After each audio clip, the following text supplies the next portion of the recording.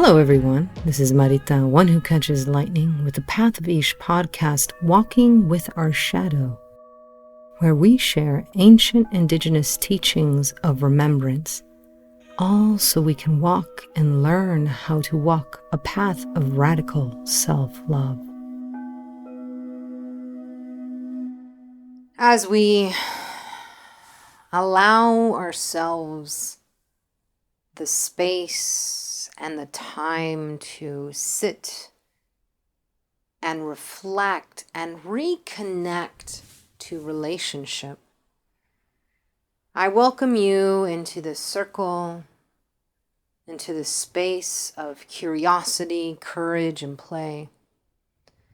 This place of slow medicine, indigenous slow medicine, that is about the whole being, not just the slow medicine of scientific study that is out there these days. But this path of slow medicine, of sitting in circle, is that path of radical self-love because you sit in accountability with all of your potential, who you are and what it is possible. The possibility, not just of you doing things that bring you closer to you, but the possibility of things that take you away. Today we begin another series. I'm in the series kind of a season of my life, it seems.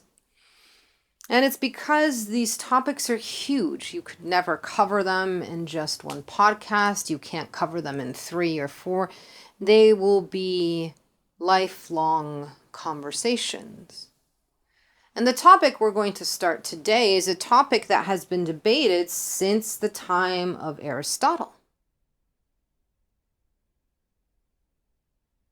And we're going to take time to set the circle and begin this conversation, and we'll have other people come in at other points in time. Not today, but another day. So let us begin our circle as we do, welcoming the directions, acknowledging the land that we are on, and the guardians, not just human guardians of the environment that you are in, but also all of the animals and trees and shell beings and all of the elementals who exist on this planet with us. Whether we are aware of them or in relationship with them, they are there. You do not have to see it to believe it, nor do you have to believe it to make it real or give it value, as the West likes to do. So let us welcome and ask the West, the South, the East, and the North, and the intelligence of all of those directions to hold this circle and this conversation for us. And as we do so, let us gather ourselves. So let us take our 3 breaths. In and out through the nose. Gathering and welcoming our beautiful mind into this time and place. In and out through the nose, and welcoming our body, this body that we use so much. The physicality of life. In and out through the nose, with inviting our essence.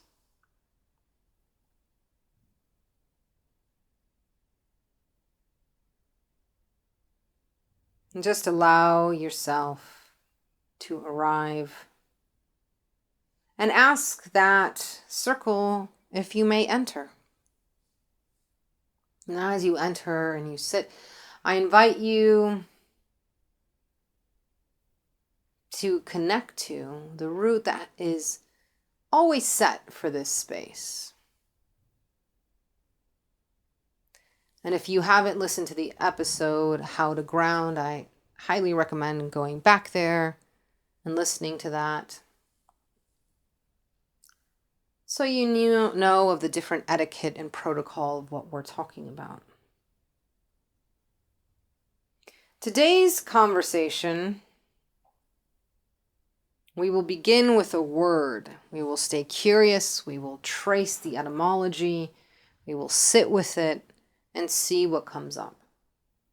So into the circle, I'd like to invite the word technology. Now, I want you to just check in with your body, your mind, and your essence, the immediate response that it has, right? Welcome it in. Okay, there it is. Let's admit what they are, whether we're pro or not, against technology. Let's start to break down and look at technology just as language and as word. We all create our own stories around language and all create our own realities with verbiage. So if you look up technology, right, the Oxford Dictionary will describe it as a noun. And it says that technology is the application of scientific knowledge for practical purposes, especially in industry. It gives two examples. First, machinery and equipment developed from the application of scientific knowledge, i.e., it will reduce the industry's ability to spend money on new technology. I'm just reading this. And the second one, the branch of knowledge dealing with engineering or applied science. Okay, applied science. Now, I want you to take a moment right now. And if you are one of those who listens to this, you've written in and you listen to this with your journal and you take notes and you kind of use as a meditation, this is a perfect moment to ask your body, your mind, and your essence, what is its definition of technology? We just examined one, but I'm sure you have many stories and many feelings about this word. I'm also curious to explore that if you think of technology, is this word shiny, futuristic, or is it old? What can we apply this word to? Is technology just computers and new shiny things? Or can we start to look at technology in a very different way, as something that has been here for a very long time, as an inquiry, as a language? Now, remember, if you can't go back in your language or definition of technology beyond your newest iPhone release or your newest gadget, remember that there have been far more advanced civilizations than the one that we are currently living in, and their technologies have been far more advanced in many ways, including how they lived more in balance with their resources and in respect to them and the planet. So let's go into etymology. I love etymology. So technology, the etymology comes from Greek. And it comes from two words here, and we're still in the Oxford Language Dictionary. One is, and I will probably say this incorrectly, so if you are better at Greek, please let me know.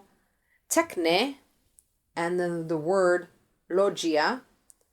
It became technology, the Logy became that in the 17th century. Now, OSU, this Oregon State University, talks about how the word technology comes from two Greek words, transliterated techne and logos. Techne means art, skill, craft, or the way, manner, or means by which a thing is gained. I'm going to say that last part. It's really interesting. The way, manner, or means by which a thing is gained. Interesting. So, as we allow that to come in, think about your life, your skill at how you live, to go after things, to gain things, and start looking at your skillfulness of the way that you live as a way of intelligence. Now, the other word is logos, which means word. And we're still in the OSU definition here. It says the utterance by which inward thought is expressed, a saying or an expression. So, wow, okay, here we go. Logos, the utterance by where inward thought is expressed. So now we have a skill or a craft or a way that something is gained where our inward expression is expressed. In other words, you could say that technology is the expression of that inner voice or inner thought or imagination that is put together to gain something.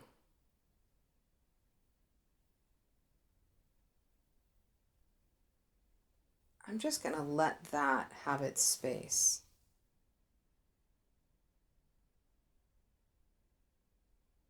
If we look at a different definition, we see it on defit.org. Again, quoting the Greeks, here we go. That techne means art, skill, or craft, as we just said. And logia means the study of. And then it says something really interesting. Generally, a technology makes human life better. Now, this is where it becomes interesting. And this is where you can see this attachment to technology to make your life better. Some ancient technology that was developed because of that inner question, that inner thought, who are we, where are we in the cosmos, created calendars. We see the Maya, who created and came up with the mathematical idea of zero, which is huge if you didn't know, and has the most accurate technology of timekeeping.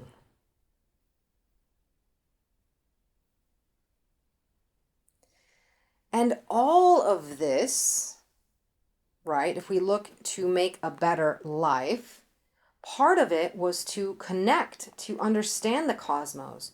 One of the calendarios is the growth of corn, to know when to plant. The other one is the growth of a human being. So what we're speaking about is this journey where this word ¿cómo se dice? Le han dado, they've given this meaning of betterment, of this inner voice, dialogue, expression, study, lógica, as we get into Aristotle,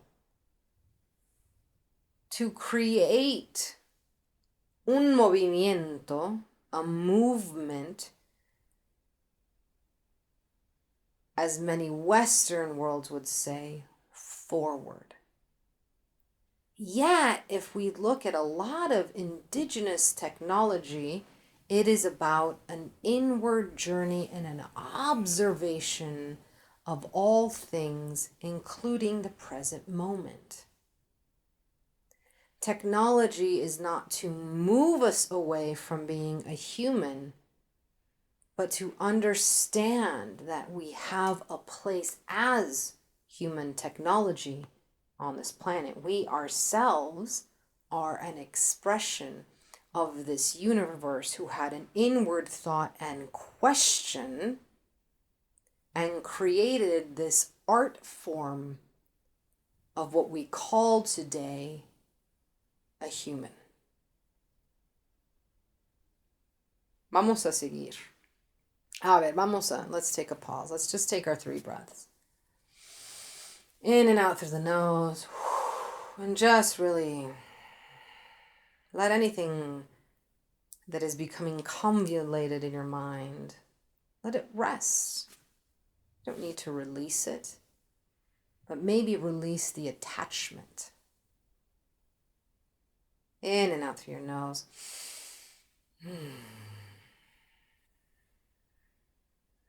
Welcoming back that body, right? Where's your body in all of this?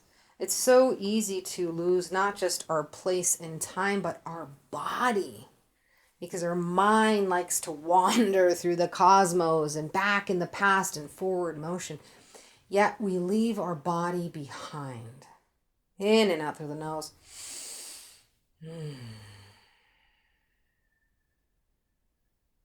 Resetting, re-welcoming that essence, that brilliant essence that is here and needs the technology of a body and a working mind to fulfill its mission, to learn its lesson of this lifetime. Ahora seguimos. A ver. So now we've described and we're staying curious about the word and concepts. We're aware of a lot of stories that we have connected to this word. I have several. But let's continue. Who defined this word? Who first spoke it or created it? Well, it had to be in Greek times, right? In ancient times, as they said. And this term was coined by Aristotle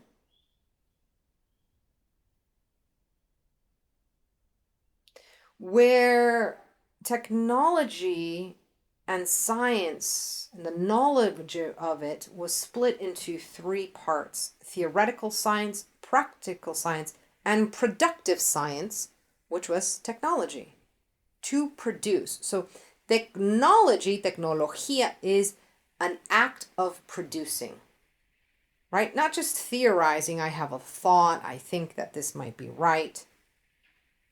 Practical science,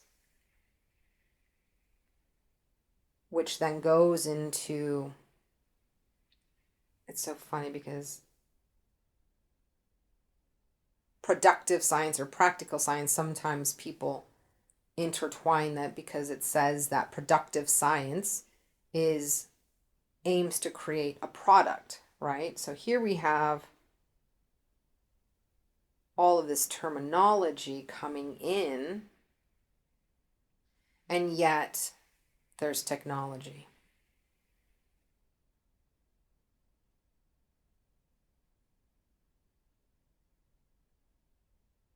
when we look at all of these definitions, let's use an imagery, right? There was a time, here's a problem, quote unquote problem, which is still to our present day. Not everyone has access to clean water, right?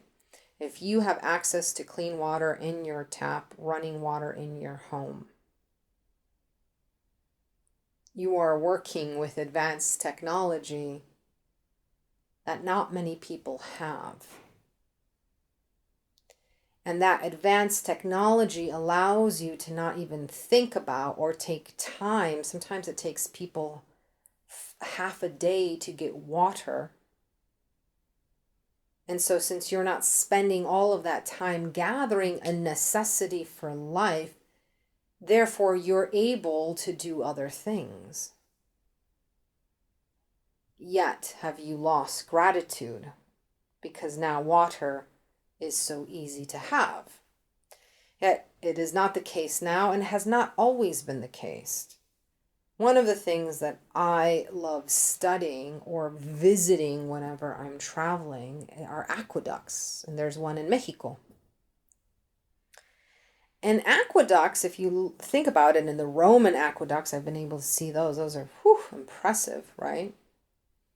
Is how do I bring life, agua, water is life, to humans? So we're not spending full days trying to get that. So here I have an idea to solve a problem. My water is far away. I need to create something. And so then you go into productive science to create something, engineering, create a system of pipes, and then the technology. The technology is there. Someone else might have a different definition of these three and a different imagery, and I humbly welcome them. I'm not a complete expert. I have grown up knowing a little bit of a lot of things. But let's continue this in a humble way, in a curious way.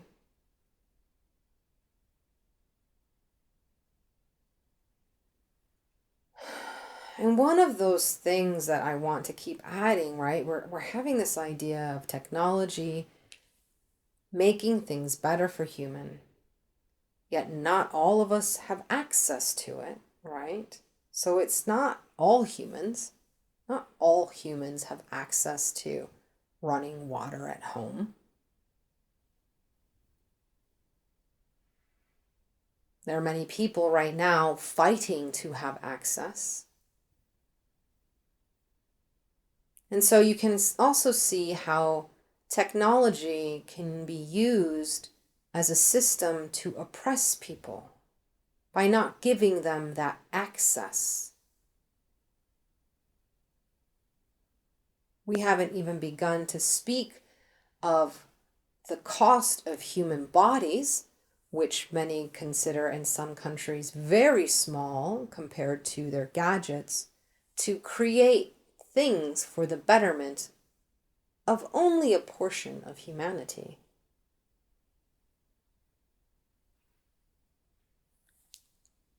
Before we get more into that discussion, let's continue with our good friend of Western science and philosophy, Aristotle. Now, what I find really interesting in Aristotle's work, right, when he's sitting and learning with Plato, coming from a scientific background. His father was, ¿cómo se dice? Physician. He studied the technology of our body, right? And allowed discourse, the Socratic method, to come up with discussion, right? Unlike present day, much of present day teaching around the world is not the study or, como se dice, the questioning of truth or facts or reality, but just whatever people have written or copied and copied from another and copied from another and copied for another. There's no critical thought that is being taught in many of classrooms across a lot of the world. That access to that technology, if the technology is that inner thought coming out to create something, what you're seeing is not many people have even access to discourse or to learn how to have discourse. Instead, much of what we're seeing in technology these days is just repetition of repetition of repetition of facts, right? No one questioning anything. Which I find fascinating because Aristotle presented rules for reasoning. This is an interesting one, such as the law of non-contradiction, which expresses that two conflicting statements cannot simultaneously be true. Well, that's really interesting, right? Because if we apply that to our everyday, how many times do you have two conflicting statements and two people going toe to toe saying that one, theirs is the truth? Now, as we get out of logic, one of the things that I want to also examine in all of this is this being who explored and created words, philosophies, who had influence, right? Not just in creating scientific reasoning, but also upon Alexander the Great. And was known as a strategist. So when someone like that, someone who is a strategist into the arts, is coining, logic, allows for discussion, is talking about technology, that inner speculation coming out in a product. There's a different energy to that. There's a different attachment and non-attachment to it. It resonates differently in that time, in that place, as it does now. Now remember, this is Western ideology.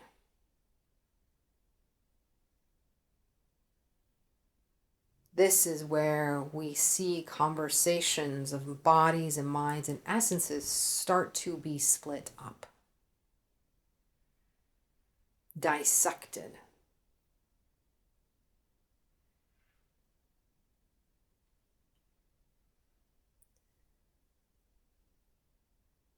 The difference of this study and some of the technologies coming from indigenous people is that there is much separation in this Western technology and definition, and this movement away from nature versus the technologies of indigenous people, which we almost do in the circle all the time, inviting the directions. That's a technology. We are having a conversation with the intelligence of the directions in all time, all space.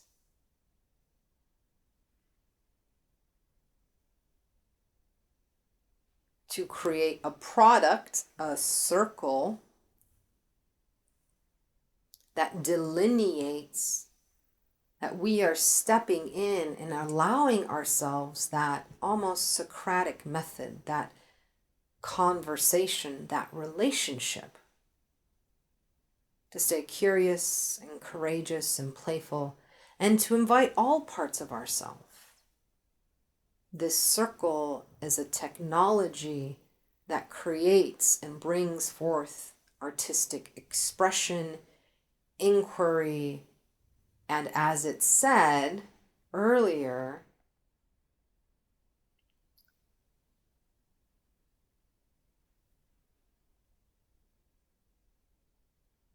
not just achieving something practical, but an expression, right? We talked about that expression, getting our way.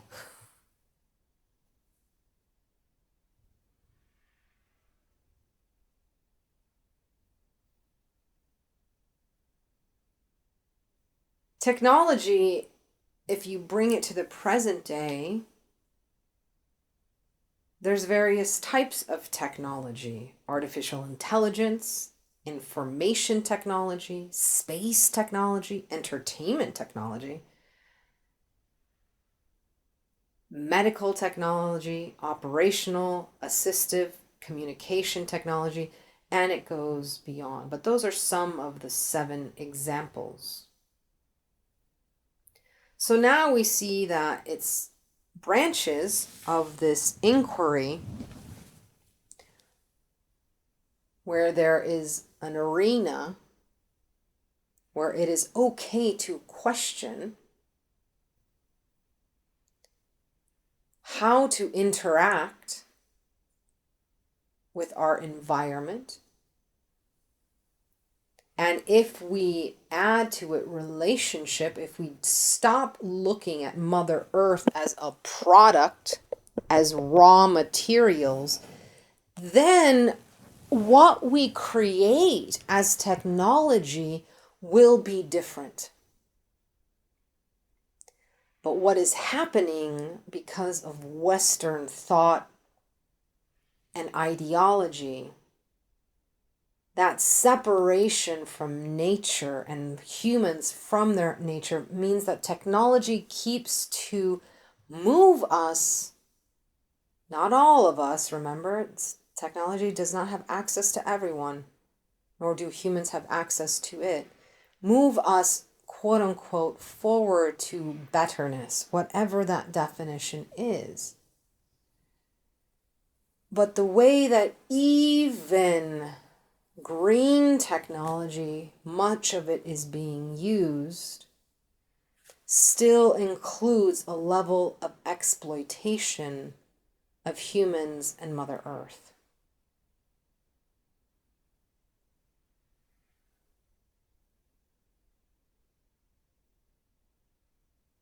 Because of that,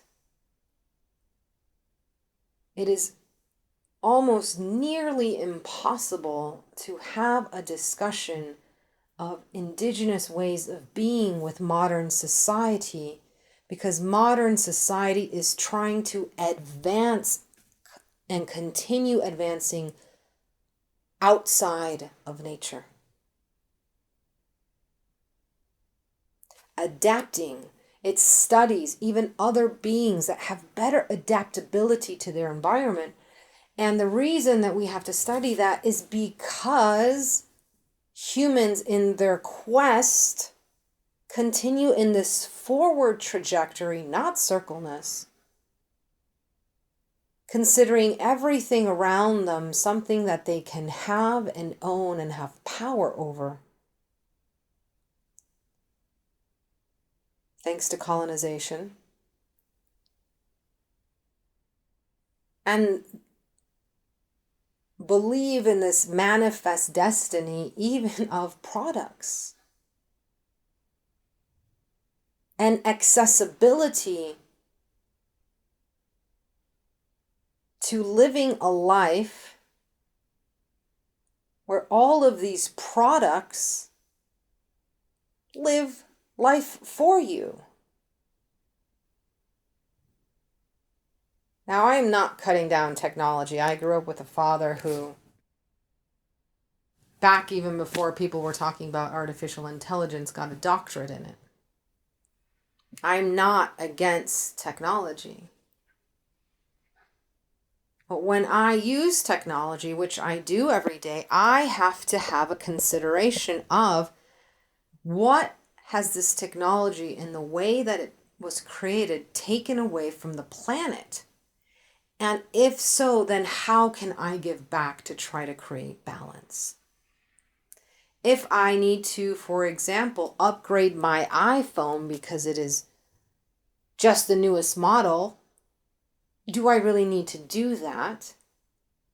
Or if it's still functioning, can I continue to use that resource so I'm not taking more? If it's still allowing me to get the things from inside my mind, my body out to communicate,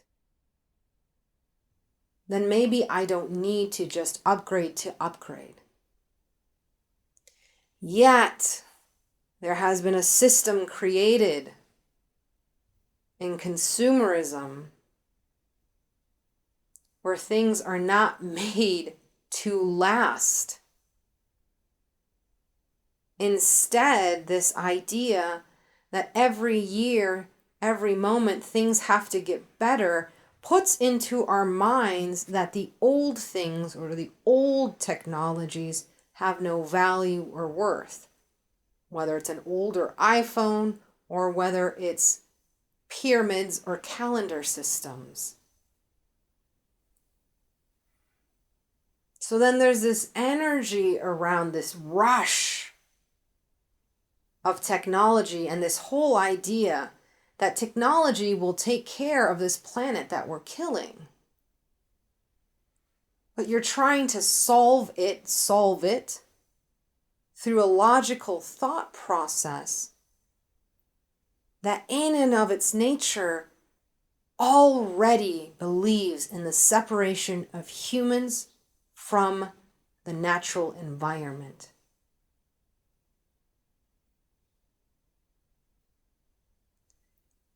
Where the natural environment is seen as something to take because it is a machine in and of itself. Thanks to the Industrial Revolution.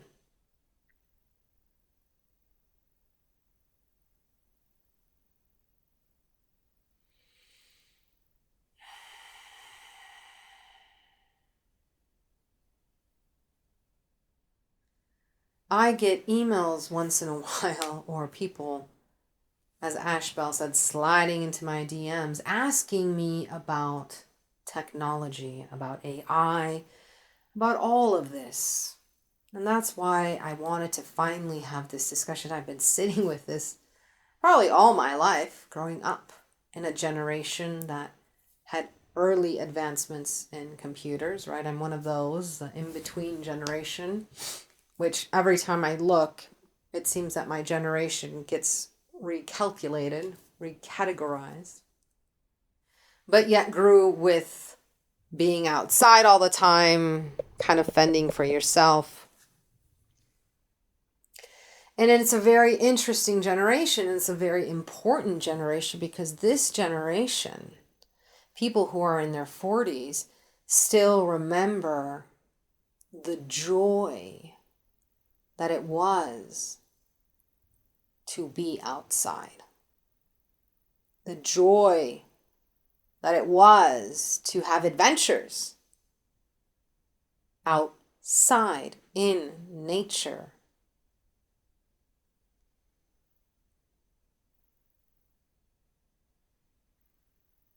One might call them a bridge generation.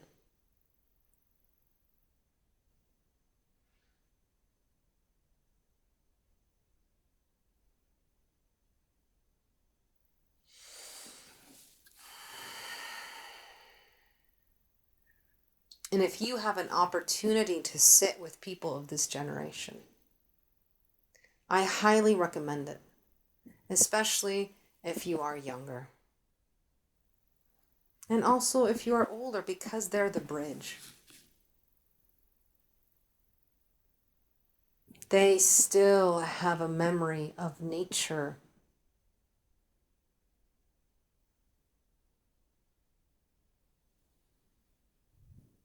That has been lost to the younger generations. and was kind of lost to the older.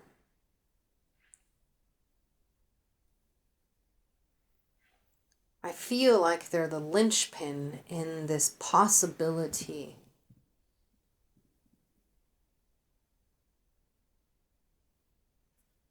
that humans have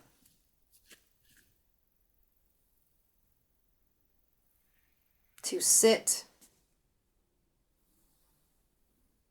back in the circle instead of moving continuously forward.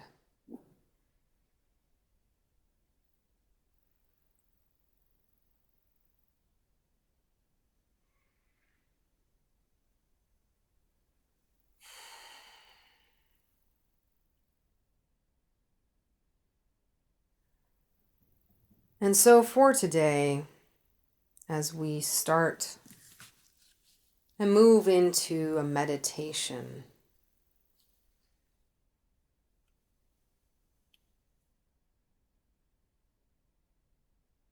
let us take time to allow all of this to land wherever.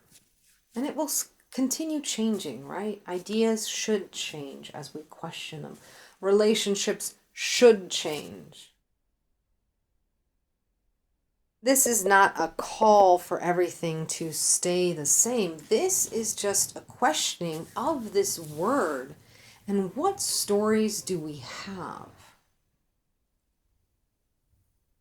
And is technology, if it keeps us moving as a human race further from nature to save nature, it kind of seems like that statement Aristotle said could not exist. Two contradicting things. I must take more from nature to save it.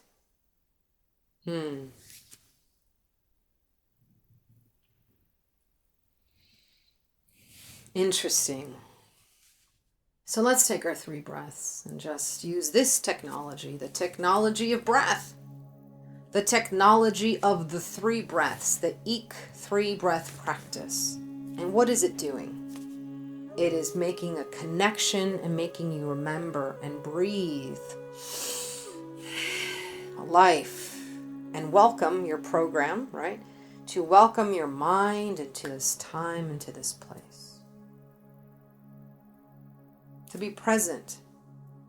And when I speak of being present, I mean of speaking of observation. Can you observe your mind and have your mind observe the moment in this time and place, in and out through the nose? Welcoming the technology of your body. Your body has technology, biological technology. There's so many systems running all the time, which you don't even have to think about.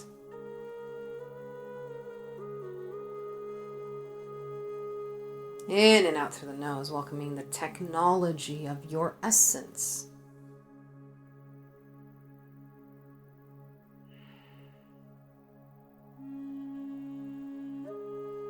As we do so, just take time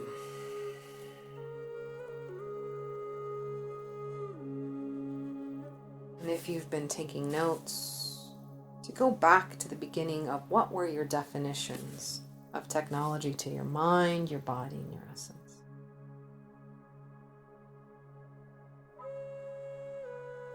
And now, where are they at? Where has that story, that thought that wants to come out as a product on your paper,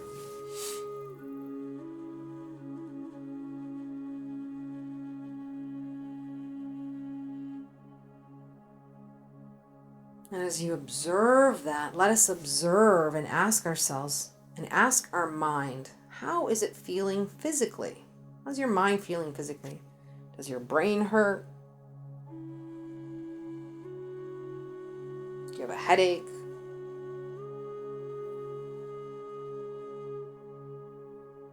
The biological mind, how is it doing? Is it fritzing out with all of this?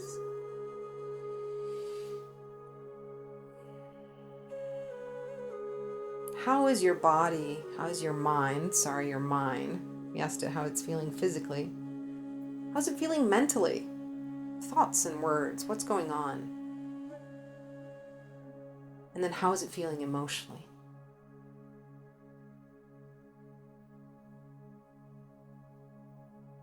And then as we continue in this Socratic method, ask your body those 3 questions. Where is it now with this word technology? How does it feel physically in your body? What is the intelligence of your body saying about it?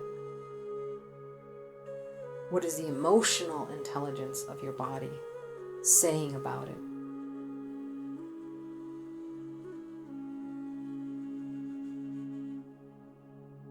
And then, of course, the essence. This embodied essence.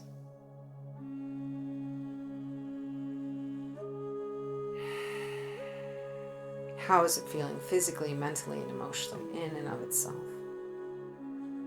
with this concept, this word, this art form of inquiry?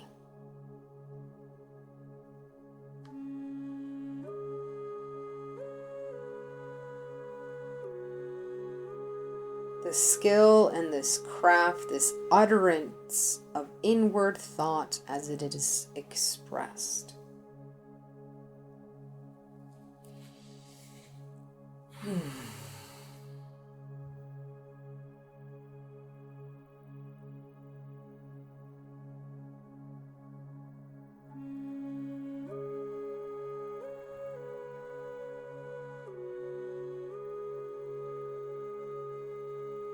And what story are you ready to let go of? And what story are you ready to be curious about when it comes to this word?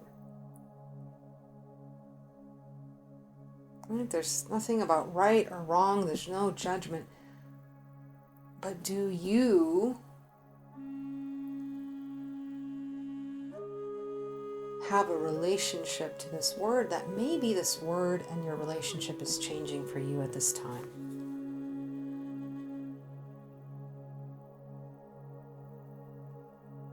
And as you allow yourself the possibility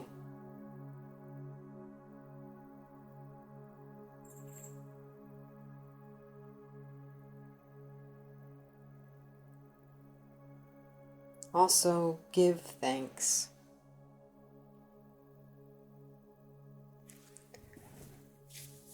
To your body, your mind, and your essence for going through this, for being here with you. And as we end this moment of inquiry, this meditation, you can stay in it as long as you need, come back to it, pause.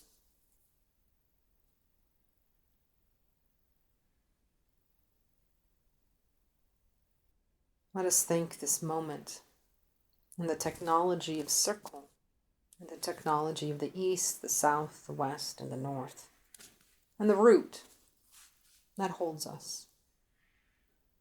This language, this utterance, this creation of space and time and possibility. We thank it. As we close this circle and just this part of the conversation to be continued. Shide. I'd like to thank you for joining me in the circle again. I hope to see you next week. And also, we would love for you to become part of our Patreon circle.